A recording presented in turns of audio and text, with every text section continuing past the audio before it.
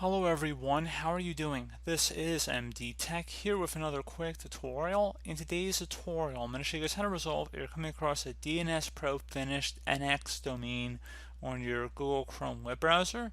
So this could definitely be a frustrating issue, and in today's tutorial I'm going to show you guys how to hopefully resolve this without too much of a hassle. And we're going to go ahead and jump right into it. And we're going to start off by opening up the start menu, type in CMD. Best result should come back with command prompt. Right click on that and select Run as Administrator. If you receive a user account control prompt, select Yes. And now into this elevated command line window, you want to go type in ipconfig followed by a space /flush DNS. Flush DNS should all be one word attached to that / out front. Hit enter on your keyboard to run this command. It will take a moment here. Should say successfully flush a DNS resolver cache. Next command is going to be netsh space winsock winsock space reset. Hit enter on your keyboard to run this second command. Now you will need to restart your computer in order to complete the reset, so go ahead and close out of here. Let's go ahead also and restart our computer here.